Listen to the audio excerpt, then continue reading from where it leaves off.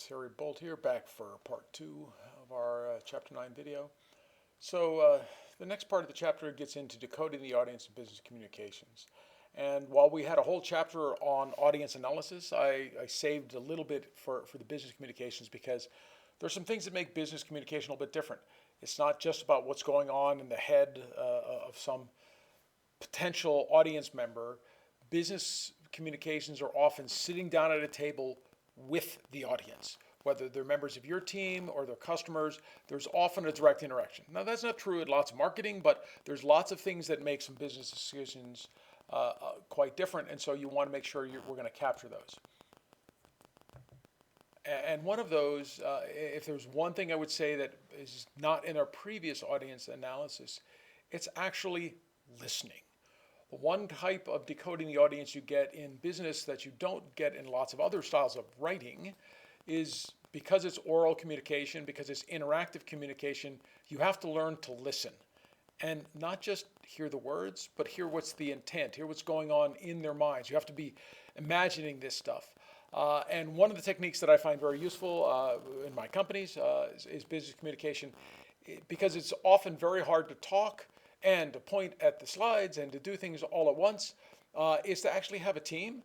So on the right-hand side here, you sort of see a tag team or maybe even a group of 3 working together. One person can be presenting and another person can be listening, really listening to what's going on. What are the customers saying? They can be reading the audience. There's a whole bunch of things that go on in listening that are beyond just what are the words that are coming out of the audience.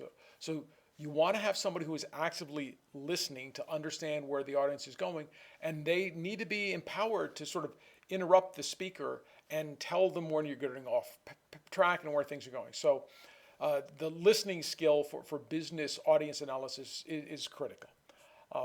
And that's because, unlike many other things, in the business audience analysis, the audience is an active participant.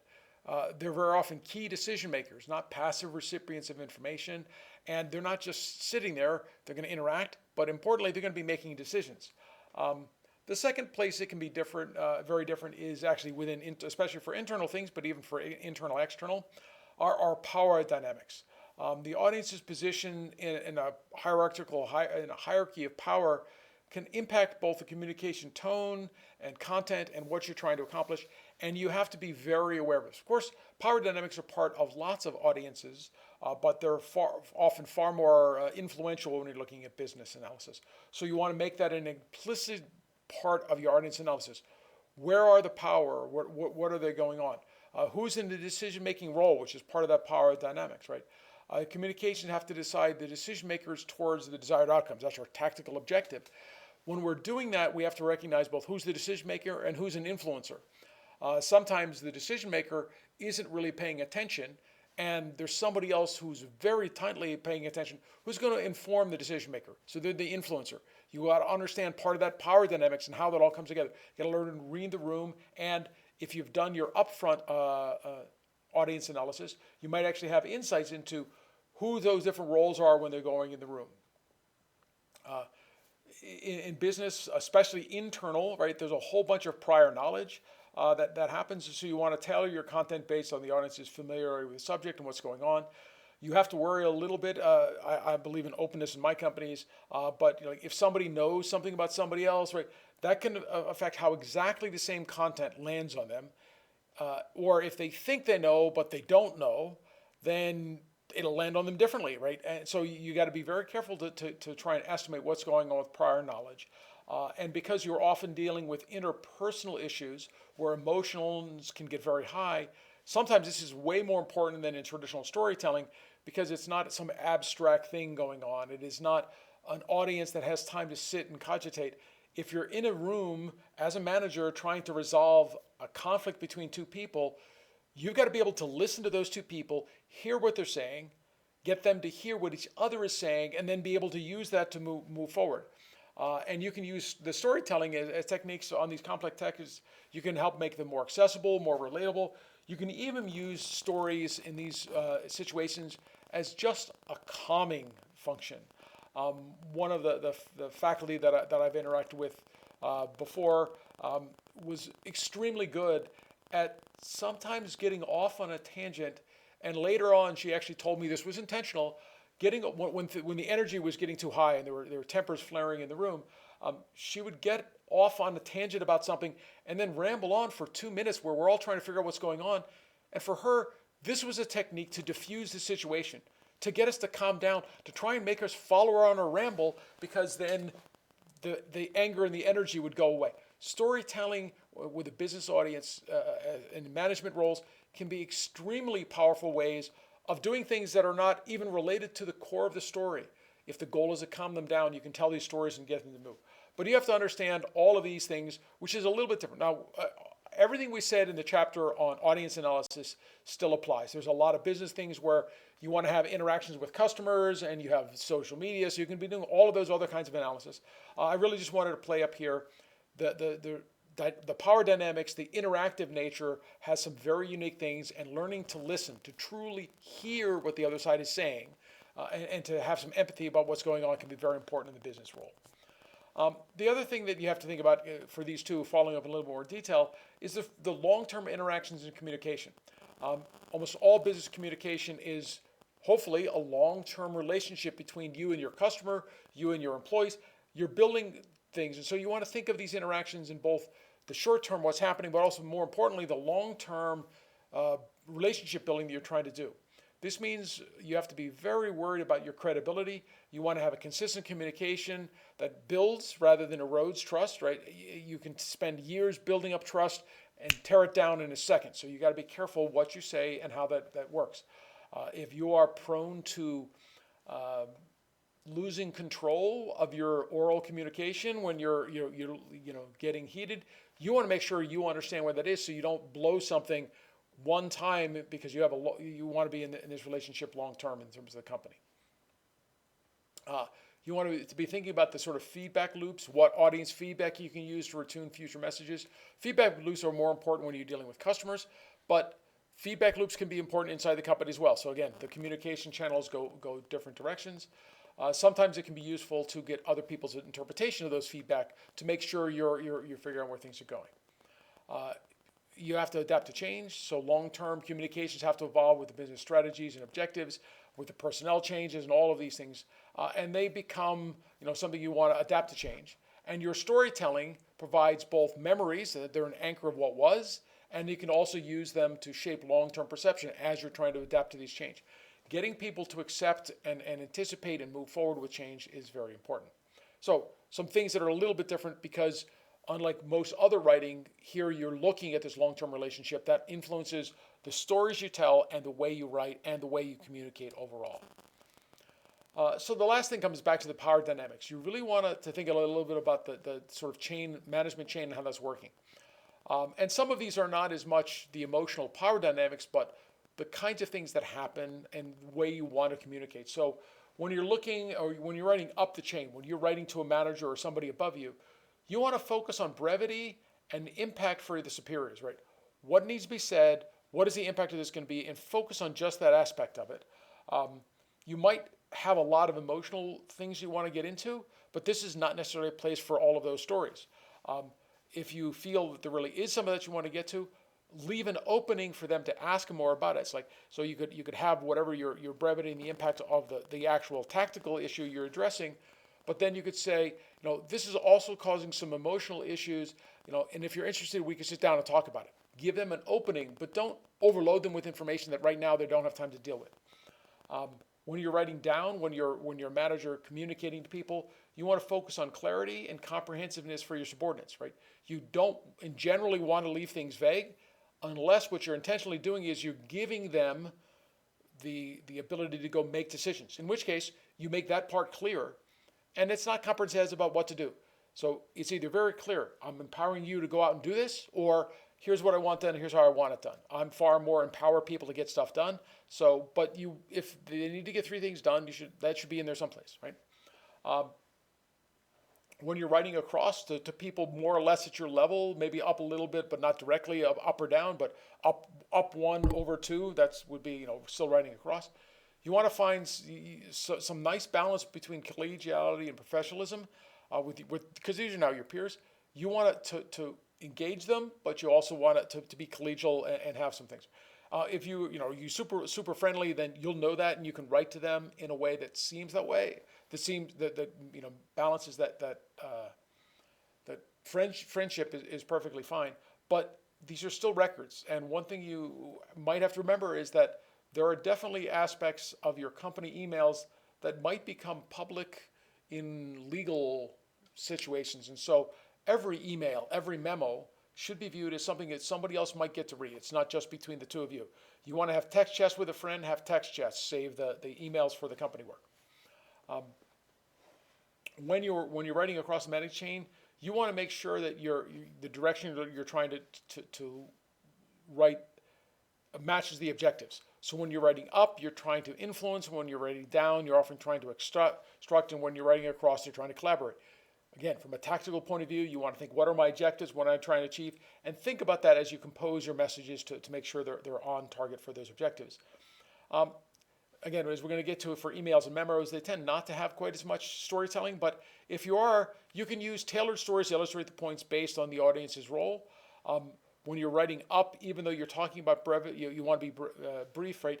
Impact is often well communicated by a story. So telling them what the impact of this will be through a storytelling technique, a very short story, might still be effective. When you're writing down, you're telling stories for say teaching stories.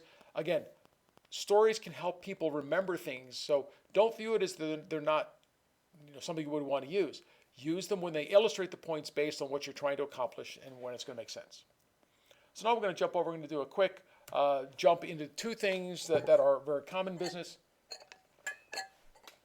and a little bit more mundane, but I want to make sure I hit some tips. So I'm going to give you my top 10 tips for business and memos. So some effective email tips. So the first is write a meaningful subject line. Your subject line should be clear, concise, provide a summary of the email's content. Avoid ambiguity, avoid overly generic subjects. Be very careful in terms of what the subject line might be misconstrued, especially when you're writing up. When you're the manager in a company, you might get 150 emails a day, and the subject line is what determines, am I reading it now or later? So it's got to be enough to get them to want to look at it. You want to, when you're writing the message yourself, we do what we call put the bottom line on top. Whatever is the most critical information or the request, providing immediate clarity about the email's purpose in the very first couple of lines. Because again, busy people might not read everything. So don't tell all the background and then get to what you want. In fact, very often what you really want is the bottom line on top and bottom. Here's the bottom line on top. You tell them what has to happen. You tell them some story to get there. And then at the end, you remind them this is what's got to happen. Then you've hit them twice. You want to make sure the message is focused. You really want one message per email. This is one of the things I'm terrible about because I'll have three things on my mind. I'll send an email that's got two things in it, and inevitably the first one gets addressed and the second one gets ignored, or the other way around, right? If you want two things done, send two messages. Use proper grammar, standard capitalization, casual language, and abbreviations, especially when you're writing up, but even when you're writing, right? You want to try and make sure that they're done, right? So again, as a dyslexic, that's a challenge for me, but I will often make sure when I'm sending important emails that I actually copy my entire message body. I will put it over in Grammarly, correct everything, put it back in, right? So the next one is not obvious to people, but you really want to try and avoid attachments. If there's something that's essential that you want the person to read, it should be in the message. Use attachments only when necessary or when the requester says, like, I need them as recipients, right?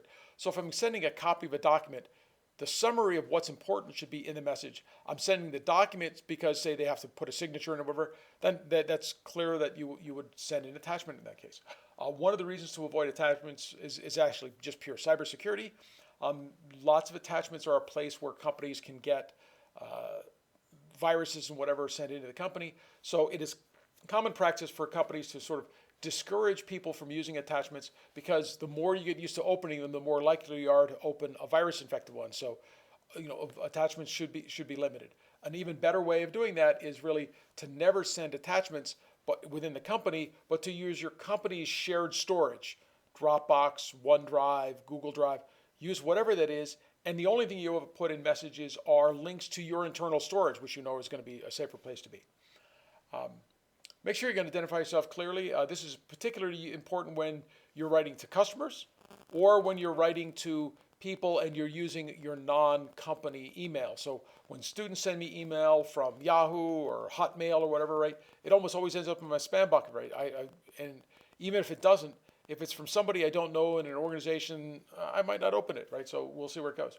So make sure you're identifying yourself both on the from line, who it's from, and if you need to, put that in the subject itself so you can see it. But importantly, use a professional email address. Using your Yahoo address for work is probably not a good idea. Gmail can be fine. Lots of companies use Gmail, but most of them end up using not a Gmail address. You can use Gmail and have your company URL or your company domain as the mail address. So try and use a professional address whenever you're doing business communications. Be kind, avoid flaming, be courteous. Emotions don't come across well. You want to refrain from harsh or offensive language. For some reason, I would say negative emotions tend to be emphasized when people read email and positive emotions de-emphasized. Just the way people read from my experiences.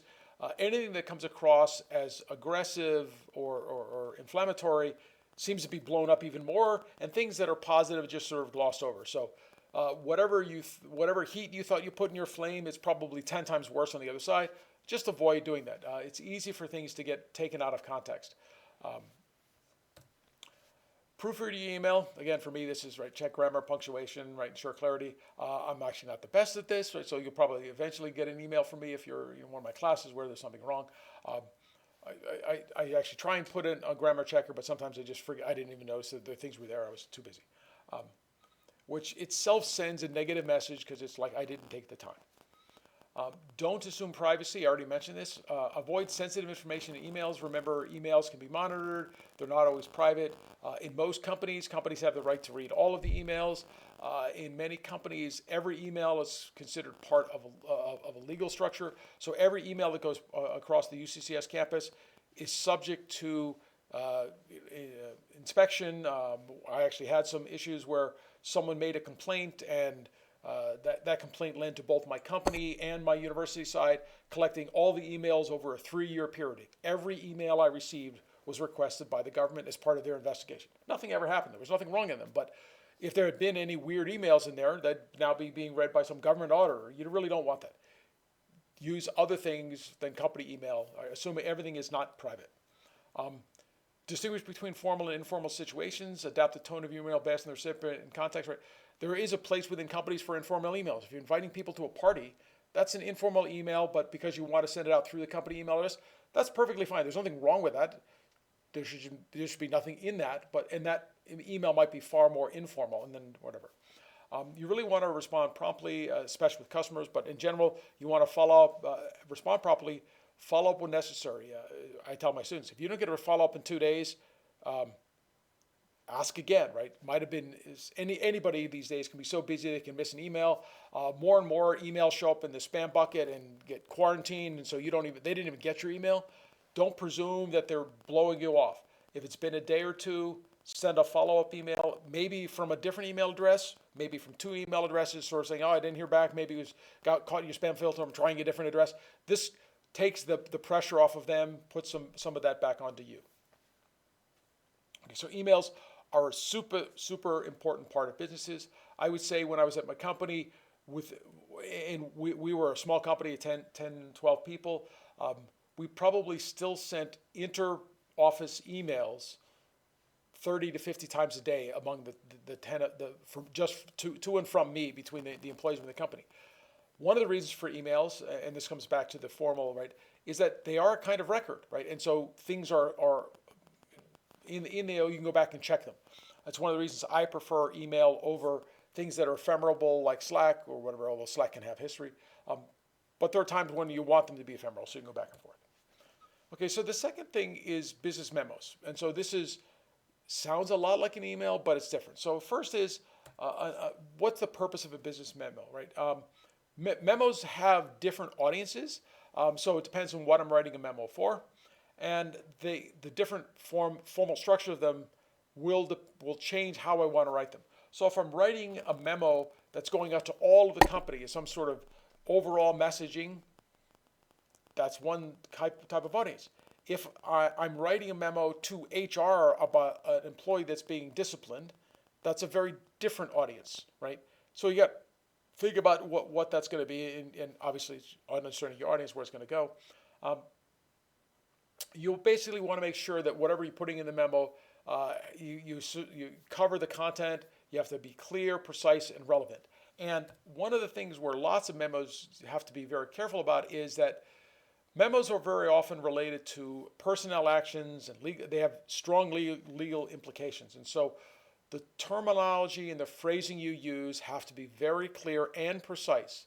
Um, and you have to be careful about making accusations without documented evidence. And so you want to be thinking about this. So anytime you're you're dealing with a memo, either receiving one or writing one, but for things related to personnel actions, make sure you relate them back to any official codes of conduct, performance issues, attendance problems, policy. All of those things are personnel actions, and they can have legal implications, and so you want to make sure you get them done very precise and accurate. It is not uncommon in bigger companies. The only time I actually let an employee go before we gave them that memo, I sent it off to our lawyers. I wanted to make sure I wasn't doing anything that was going to cause a problem. I had to document all of their conduct violations when they punched a hole in the wall or threatened another employee. I had documentation of that, but the memo actually included photos, all kinds of. You want to make sure you're legally covered because you don't want to get into those situations.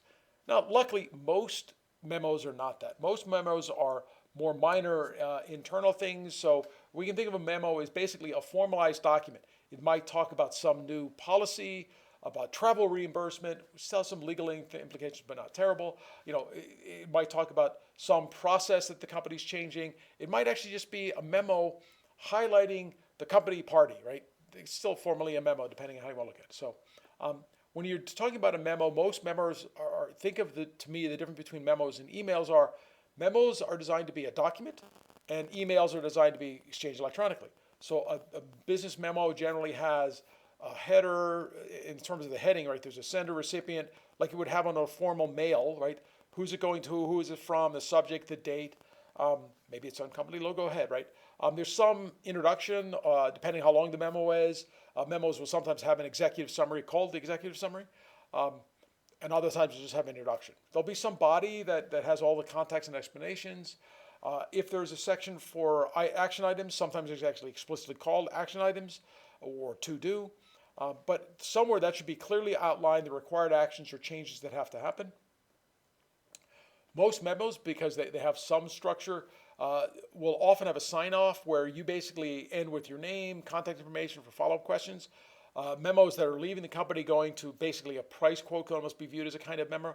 That would, again, have like how they get follow-up information to get to you. When you're working on your memos, the style, of course, you generally want to be brief and to the point. It's not a lot of background information. You want to make sure you're using headings within your memo. You want to structure it for fast scanning. So somebody can scan through and say, oh, look, here's the important things. If it's important, it should be the first sentence, it should be bold, whatever. Do something like that. You want to maintain professionalism. The tone should generally be more neutral or positive if you're trying to sell.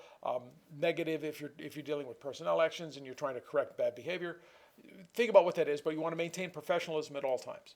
I highly encourage memos to have visual charts, graphs, whatever. If those are necessary, again, coming back to people will go through these quickly. Charts with a caption. The comic book version of your story is always a quick read for people, so you want to put that in if you can. If you're not sure who your audience is, then you have to take into account different potential audiences, and so you might need to have a chart and a table with data and words telling the story, putting it all together. And obviously, grammar and professionalism, you want to proofread, no spelling grammars, kinds of things. Distribution for memos, there's actually a question of what's the right thing. Today, lots of memos still get distributed via email. This is one of the places where there are attachments. An attachment to me means there's a memo attached to this email, and I would look at that. If there are expectations of follow-up or signatures or whatever, make sure those are explicitly stated and know how you're going to follow up on them. If they were supposed to have read and understood the memo, then there should actually be a follow-up or a feedback action. So that you can reply to this saying you've read it. You can sign this and send it back. All of those are follow-up mechanisms. Anything that has legal implications, you don't want them to be able to say, oh, I never got it, right? You want that the sort of email. One thing I skipped over, I forgot when I was doing the email, is that many email systems actually have something called return receipt requested. And maybe I'll put that in the pros for emails, pros and cons. Emails have an automated system for many things that will tell you when the reader has opened it and when they've read it. When they've received it and when they've read it. Now, you can turn these off and there's games that can be played, but most systems actually know the mail was delivered to your mailbox, and that's something you can't stop, but they can tell, but you can stop whether or not you send back a return receipt. But lots of times that's just the natural way of communicating. So when I was dealing with companies all the time, it was expected I would send email with return receipt requested. That was basically, if they read it, I got to know it. And if they didn't, because it went into their spam box, then I know they never read it, right? So then I would send a follow-up and you would get to know what's going on. So I'm going to quickly go over a couple of pros and cons for memos and emails. So emails are quick. They're accessible from almost anywhere. Most people can read their emails on their phones. They're cost efficient, saves on paper, distribution costs. They can easily support attachments, links, and images. They can be very easy to archive and also search through. Most of the people who use them have a system to search through them, so you can easily find past communications.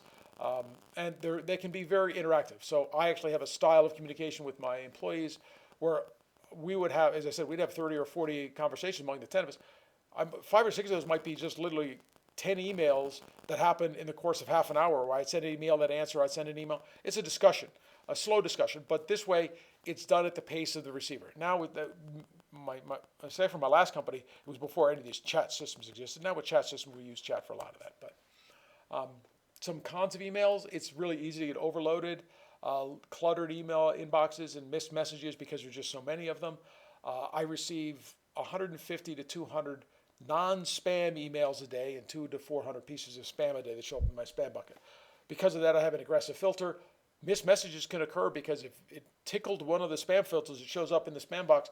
I check my spam box every couple of weeks, maybe a month, depends on how long it goes. So that because of that spam issue, people are filtering more and more messages. There's often potential for miscommunication, especially if you're using a more informal tone. People shoot things off very quickly. That lack of formality can lead to miscommunications, or it can actually enhance communication, depends on how it goes on. There's security concerns for lots of these because of the susceptibility of people to phishing attacks and data breaches. This is, again, why many companies don't want you to use attachments except through their official data stores, because they don't want people learning to open attachments all the time. Email that you receive could open up you to a security, because if you click on a link, and it's not just attachments, even a link to a website might infect your computer with stuff. So you want to be careful what you get from unknown emails. And then the privacy risk: there's a risk of sharing confidential information inadvertently, and depending on how things are set up, people within your IT staff may or may not be able to even see your email. So you want to think about how that's going to go. Memos, the pros of memos: they generally tend to be formal and they have extra clarity to reduce misinformation, suitable for office announcements and policy adjustments, whatever.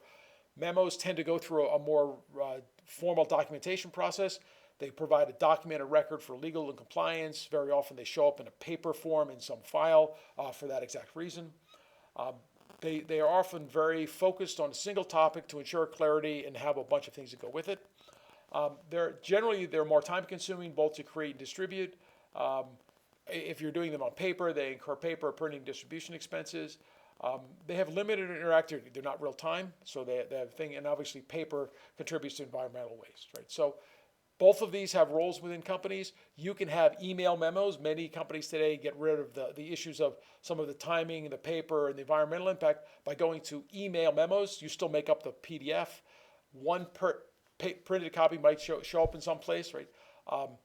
It's still hard. Most mail systems are not so good about searching through all the attachments because of the security risk. They don't necessarily open them all, but you can go through that and figure out, make some balance. So the last part I want to talk about, the sort of last application, and this is a super brief intro, is really marketing stories using the TWIST paradigm, right? And marketing is a blend of persuasion, psychology, and strategic communication. So it naturally fits within the TWIST concept, where we're looking at our tactical writing and impactful storytelling. So we want to find this way of making an emotional connection. That's a way of transforming potential customers into brand advocates, into customers. We want to make them do it. And so when I think about how to use TWIST, right, and I guess I should have started with who am I and what's my role here, right? I am not really good at marketing. I don't like selling things that much. I'm not a marketer, but I have learned a lot, and I've worked with lots of marketers, and so I look at their world through my lens. And so when I'm trying to apply TWIST in digital marketing, you want to create unique, memorable messages in a content-saturated world, and storytelling, that strategic storytelling, can really give you a way of capture audience's attention and leave a lasting impression. And so I see this as an opportunity for you to take any work you're trying to do in marketing and make sure you're looking at it through the TWIST lens, right? So the goal of using strategic storytelling is really figuring out what the thing is, the steps of TWIST, right? So we're to look at how does the story achieve the objectives in terms of my brand values, what other objectives I'm trying to do. Can I take an integrated approach where I engage the audience, think about the audience and the analysis, transform them into active participants? We really want an audience that's engaged. If I do this and I can find a way, again, when you think about sticky stories, we talked about build to stick, right? The whole book is really about marketing. And you really want credible stories. You want authenticity in the way you build trust and credibility for your strong brand presence. And the idea can be to help you make messages that are more dynamic and have a more impactful marketing experiences. So when we go to look at this, we want to think about analyzing the marketing objectives. TWIST, right? We start with our objectives. What's the importance of clear, measurable marketing objectives? The SMART approach. Here's our objectives. One of the things that often happens when I'm mentoring companies is they have marketing ideas, but they're not sure what their objectives are.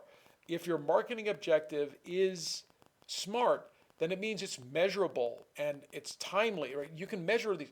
If you can't measure what your marketing is doing, then your marketing objective is not SMART. We want to think about how we're going to align our storytelling with those audience actions and understand how we're going to measure whether or not we're getting those actions.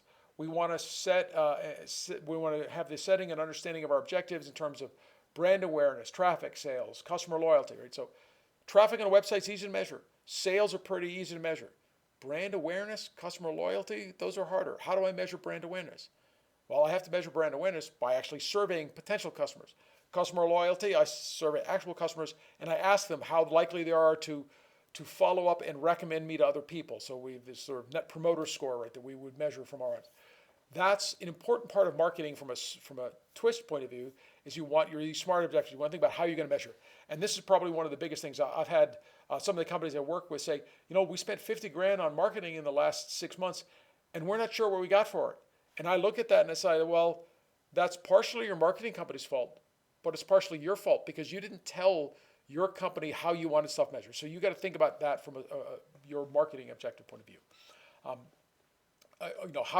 If you're looking at your social media, whatever, in your audience analysis, how are things resonating with them in terms of the marketing plan, understanding their motive, pain points, and desires, and using that continual feedback to adjust your objectives and your marketing, your market trends as you get this data, right? So this is part of what I view as TWIST's role, is make sure when you think about marketing, you're thinking about it from a tactical, SMART objective point of view and how you're going to put those two together. When we go to tell our story, right, we want to think about that from, once we have this understanding of the audience, we want to go beyond simple demographics to psychographics. What's motivating them? How are they thinking? What are they approaching the world? And then we want to craft impactful, relevant stories. Again, we have to know what their context is and how to reach them. We want to tailor that message to diverse audience segments and messages. You'll notice there's an S there because I might need different messages, one message for one audience segment, one for another. If my product has different groups of people, I might have the same message for everybody, but more likely I want slightly different parts of my message to relate to them. That can be the same story, that can be related stories. In fact, if you've watched enough TV and you see marketing things, you'll sometimes see the same core commercial cut in slightly different ways because they're trying to reach slightly different audiences through what's going to appeal to them. If you can, a great way for marketing is make sure you're opening a two-way dialogue where you're listening and incorporating audience's feedback. Early on, especially when you're first starting your marketing, I'm a big believer in the sort of customer discovery where you interview potential customers and talk to them. This is the right way to figure out what matters to them, but it can also be a great way of getting some storytelling because now you're incorporating their feedback in the way you tell stories and figuring out what works. So this provides a dynamic approach for engaging in meaningful connection with the audience. This can still be done even if you're not doing customer interviews. If I'm doing social media, I can look at the feedback and engage them. So this means that my marketing should have a call to action that invites them to post comments. But if you ask them to post comments, you better be following up by answering some of those comments or commenting on the comments. You got to show this engagement and interaction as part of your storytelling. You can ask them to tell stories. So part of the power of story making and marketing is really transforming your products and services into emotionally resonant stories. If you can do that, if they are emotionally resonant, right? If you have all the elements of success, simple, unexpected, concrete, credible stories stick, right? You want all of those. That emotion's got to be in there. And then you can get people connecting to your brand through this storytelling process.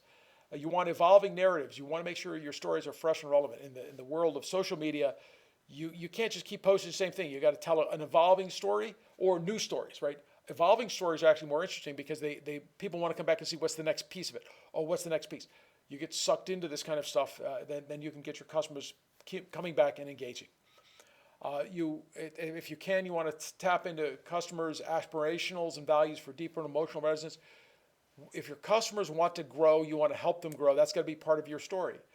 And you want to have that as part of your company story for building brand loyalty and customer engagements. Customers want to know that you want to be engaged with them, and that's part of the relationship building is you want to go through that. And then finally, from a tactical point of view, you want to be leveraging the data and research you can do. You want to find what sort of data-driven insights you can get. If you can find good data-driven insights, if you know this is the segment of my market that's growing, these are the people that are in it, then you tailor your stories to those audience segments based on that data. And it can create influence because the stories are more related to that group of people. And you're going to have continuous research. Your goal is to continually use the process of doing audience research, looking at that feedback data, and update your stories to go through that. Good data and research is the foundation to credibility and convincing narratives. When you can refer to facts and data, you can gain credibility by using somebody else as a source. You'll see this through lots of social media influencers who sometimes will refer to credible sources, and other times they are trying to build themselves as the credible source. When it comes to style, right, that might be they're the influencer. But when other people are social, I guess more general influencers, business influencers, they're looking at economic data or sales data, something to tell people what's going on. And then personalization and agility, your ability to effectively drive data-driven storytelling. This is a place where as you get new data, you want to continually update your stories and go through that. So as I said, I'm not the best marketer out there. I've interacted with lots of them when I advise companies. They almost always have separate marketing companies. Leveraging data is one of the places, and I have this as its own slide, because so often in retrospect, the companies are like, why weren't we measuring this? Why weren't we doing it? So from a tactical storytelling point of view, I just want you to think about what data can I measure? How can I use that to inform my stories? And not just think of, oh, look, they told a good story. Did I measure how good the story was? Who was it for? How am I measuring what that is? Think a little deeper about it from that tactical point of view. So the last bit for this chapter is language and tone in business storytelling. We have a lot of choices in the words we use and the way we go to write. So what tones should we be using and how would this work? This is obviously related to understanding your audience, but you really want to think of tone when I do business storytelling, depending very much on who the audience is. So in inspirational tone, where I'm trying to motivate people, right? Well, then I want to motivate with powerful, emotionally charged language, and I want to use things that are going to be about change, generally when I'm trying to inspire change. If I am giving a lecture, right, I want to use an informative and educational tone. I want to convey expertise with clear, concise language. I don't want to be hyped up or too energetic. I have to have energy, but I don't want to be selling something. You don't want to look that way. There are times when you want to have lighthearted, humorous tones, or to create a positive atmosphere, amusing anecdotes to sort of put people at calm and at ease. There are thought-provoking and contemplative tones where you challenge thinking and reflective language. So I'll pose more questions. I will ask people to contemplate stuff and maybe even give them a second to think about that. I can talk about things in empathetic tone where I convey understanding with resonant words that are out there to try and say, oh, look, I'm hearing them, I'm feeling them, right? And again, if we go back to our personality types, right, you might go back and look at that link, right? And so if I'm talking to a group that I expect to the topic and the personalities to need empathy, I want to make sure I'm conveying that with the words I chose and the tone I use. I don't want to be out there selling when I should be empathetic, right? And on the other hand, if I'm out there trying to sell, I want to be assertive. I want to get people to drive to action. Then I want an assertive and positive tone where I get them to say, yes, we need to make a decision. You need to get this material mastered. You need to move forward with it. We want to think about how those are all going to be. So lots of different tones that you can work in. You want to think about, again, what's my objective? What's my audience? And how do I put those two together to choose the right tone? And the language, which affects the tone. So tone in emails and memos. So most emails tend to be what I will call a formal polite tone. There's a polite language for clients and executives. And that's the style I would write email. When I'm writing to administrators, when I'm writing to clients from companies, right, I'm a lot more formal and a lot more polite. When I'm writing in a friendly and casual tone with other faculty, where I'm conversations within my team members, right, all of those are very friendly. It's like two different people are writing, because one is a very formal, precise person with grammar. The other is more friendly, casual, and maybe there will be a few more spelling, right? Memos, when you're writing memos when I'm running the company, the sort of memos tended to be very authoritative. They were clear, confident language for policy changes, and memos that were about sort of collaboration and working together, calling for team meetings, calling for team parties, even though those were, a memo. They were sort of inclusive language for teamwork and engagement, trying not to be authoritative, basically asking them for their input, asking them to be involved. Then you don't want to sound like an authoritative person. And then in marketing, again, different styles for different parts of where we're trying to go. In marketing, I can have aspirational language where I'm trying to talk about luxury branding. Then I want to talk about, oh, how beautiful and how, the best kinds of things that are happening. Aspirational.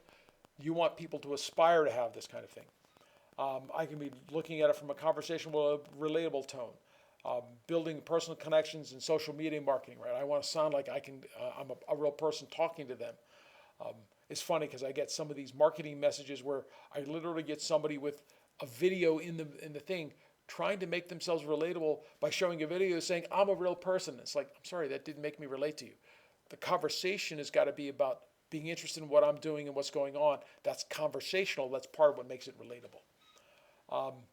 You can have in marketing urgent and direct languages. Buy now, the sale ends tomorrow, right? Drive immediate action promotional campaigns, right? That works for some people, depends on the campaign you're looking at. You can be professional and informative, where you're trying to build trust and expertise, especially useful in B2B. My companies were all B2B. I was much more, I want to help you understand what our product does. If it's a good fit for you, great. If it's not a good fit for you, I'm not going to sell it to you, right? So that's why I'm not a great salesperson. I didn't do as much marketing. Mostly, I worked with companies, and I wanted to build trust and expertise. And if we were the right fit, then we would sell them what we were trying to do. I advise lots of other student startup companies, so I'm getting better and better at marketing. But my own companies itself, it was not part of what we did a lot of. We can talk about empowering and motivational language to inspire actions in health and wellness sectors. Some of the companies I have helped in the health and wellness sector, especially the mental health, right? Having empowering motivational language, we would spend an hour or two just thinking about one message, one image that we're going to use in the marketing side, because it's so important when people are depressed and they're not doing well, or if they have PTSD, they're looking at the world in a way that's hard for me to imagine. So I got to work very hard to make sure I'm getting an empowering and motivational language to reach those people. And then the story-driven and narrative tone that creates memorable brand stories across marketing channels. Here it's more about the story-driven, the narrative, and it's like I'm not selling you anything. I'm not conversing. I'm just telling you a story. I am the narrator of the story, and that allows us to tell you the story and let the audience build the memories from that. So language and tone in business communication depends a lot, again, on the type of business communication you're doing, where you're trying to go. It's an important part when you're trying to do this. This is just touching on some of the high-level ideas. So overall, the tactical storytelling techniques have a big role they can play, and there are times when you want to use the tactical side a little bit more than the storytelling side, and you have to figure out where in your communications you want it to be. And that's it for today's chapter.